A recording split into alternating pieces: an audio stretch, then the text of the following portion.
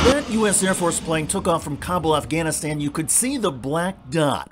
Witnesses said it was a human being falling to their death. Authorities say at least 4 Afghans died this way after climbing into the aircraft wheel well. U.S. military officials say another 3 Afghans clinging to the side of that jet were run over and killed. Earlier, hundreds of people tried to climb on board the jetway leading to an Afghan Airlines plane, prompting officials to suspend all commercial flights.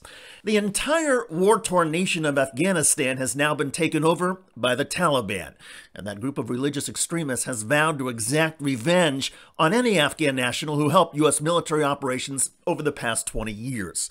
Among many Afghan nationals, the fears are profound, and desperation has taken on an entirely new meaning.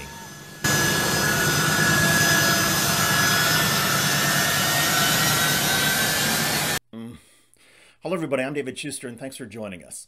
20 years ago, I was a broadcast journalist covering U.S. military operations for Fox News. I was at the Pentagon on 9/11, and in the months that followed, I led coverage from the Pentagon of U.S. military actions in Afghanistan. It was striking then, and remains so now, how light the U.S. military footprint in Afghanistan was from the start. The Bush administration, perhaps for political reasons, decided to use air power and mostly special operations forces on the ground to try and attack the Taliban. In addition, the U.S. paid huge sums of money to local Afghan tribes to help drive the Taliban out of power. The U.S. won those early battles, put in thousands of ground troops to try and help with security, and then outsourced much of the rest of the mission to drones. It was an approach that was in between full-scale war and having no presence in Afghanistan at all. And this approach was repeated in Afghanistan with only changes at the margins by the Obama administration, the Trump administration, and then President Biden. Should the United States have gone in heavier into Afghanistan at some point? Well, the debacle in Iraq made that policy approach impossible. Should America have pulled out of Afghanistan years ago? That's a debate for another day. But the fact is, for the past 20 years, even U.S. military leaders say America's strategy for Afghanistan has been largely incoherent and without a sense of direction.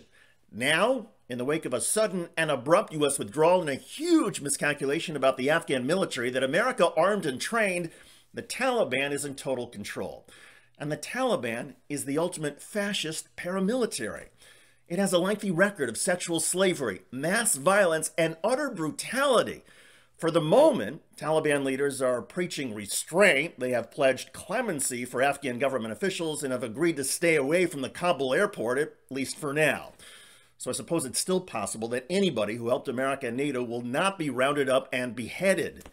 However, women have already been told to get off the streets, and fears of a catastrophe hang in the air. It didn't have to be this way, with the level of America's humiliation depending on the good graces of the Taliban. America's policy in Afghanistan was never as binary as stay or leave, and a departure could have been a phased-in one that was slow, careful, and with conditions. But now, America has literally turned its back on hundreds of thousands of people, sparking utter desperation. History will judge how truly awful this moment was, but there is no denying many Afghan nationals fear the worst is coming and prefer to take their chances clinging to the outside of an aircraft rather than face the possibility of being rounded up by the Taliban. American policymakers from Bush to Obama to Trump to Biden are all responsible. Each made terrible mistakes in America's longest war, a war that America has lost, and an aftermath that is already turning into a humanitarian catastrophe.